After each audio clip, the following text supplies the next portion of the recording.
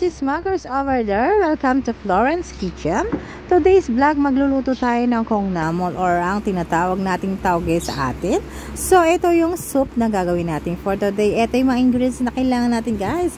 Kailangan nating minced garlic, radish, leek, onion, and then ang chili green and chili flakes. Ito yung ating karne, guys. Ang ating beef. Kung wala kayong ganyang beef, guys, pwede na yung ating ground beef or giniling, guys. So, ayan, isasangkotso lang natin sa kaserola. Ayan, gagawin natin siyang brown. So, para manood po yung lasa niya, yung chewy niya, at saka yung katas ng ating baka. So, importante po yun, guys. Sangkotsan muna natin, guys. Hindi dire-diretso yung ating pagluto para hindi siya malansa. So, yung naot ng lasa ay nandoon. So, kakailanganin ko rin siyang lalagyan ng sesame oil. Yun yung ating pangsangkotsa. Habang yan, guys, ay inaayos ko muna yung aking vlog kasi nahihirapan ako na hawak-hawak ko ang aking cellphone yan, guys. So, mahirap talaga pag wala kang kasama na magkakamera sa'yo. So, ayan, medyo inaayos-ayos ko, inaamoy-amoy ko ang sarili ko kung nangangamoy ulam na ba ako, guys. Kasi pag ikaw ay nagluluto, mangangamoy ulam ka. So, habang tayo nagluluto, kailangan muna natin sayawin ito, guys. Kailangan sayaw-sayaw tayo, guys. Ayan, ang ating gagawin na, yung ating dasal para masarap ang pagluluto natin, guys. Ay kailangan happy tayo, guys. Kinasayawan ko ang bulaklak. Pero hindi lang natin kailangan ipatunog kasi yung kanta ay masi-CPR ako. Ayoko ma-CPR for today. Pero yung mga step niya, guys, ay isasara ang bulaklak, ibubuka ang bulaklak. Yun na yun, guys. Alam nyo na, guys, sayawin nyo ang inyong mga niluluto para ito ay lumabas ang sarap. So, magbibilang tayo ng 5. Ayan, after 5, ayusin na natin. Ayan na! Nakita nyo na, nasangkutsa niya. Ganyan dapat ang kalabasan. Ayan, nilagyan na natin siya ng sesame oil. O, diba? Sasayawin nyo lahat ng mga niluluto nyo para maging masaya, maging ganyan. Ayan, lalagyan na natin yan sa minced garlic or tinatawag na durug-durug na bawang. Ayan, lalagyan na natin ng leek or tinatawag na, hindi ko alam kung anong Tagalog ng leek eh. Ayan, yung leek, green ba siya? Basta makikita nyo sa supermarket, guys. Bakit natin nilalagyan ng ganyan? Napakabango niyan, guys. Grabe. And then, lalagay na natin ang chili flakes. Ayan, kailangan natin ng chili flakes, guys, para sa kulay, sa lasa, and chili hot siya. Siyempre, chili flakes, di ma-hot siya, manghang.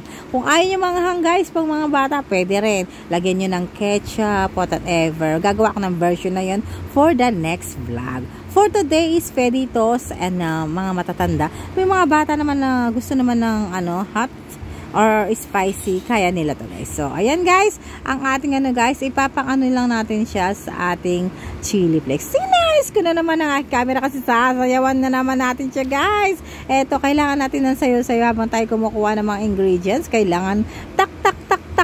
Ang tinaktak ko po ay ang patis or ang tinatawag na fish sauce. Pero tuna sauce ang ginawa ko. Pero fish pa rin yun. Ang gulo talaga ni chismakers nyo. Kailangan na natin lagyan ng tubig. Ayan yung tubig na yun, guys. Ayan yung gagawin natin. Soup siya, di ba? Kaya siya may tubig. So, sinasayawan natin pa rin yan, guys. Ayan.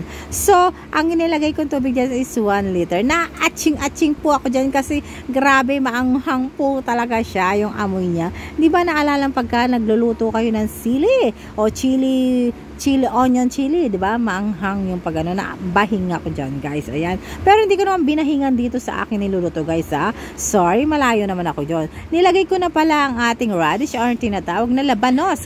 Korean labanos ang gagamitin nyo, guys, ha. Kasi ito po talaga ay masarap. So, ayan, papakita ko na sa inyo ang kalabasan. Ayan. Nakita nyo naman, hinalo-halo ko yan. Yung paghalo-halo na pagmamahal. Kailangan ganun, guys. So, ayan, takpan natin. Ito na, kumukulo na siya. Na minute lang, guys.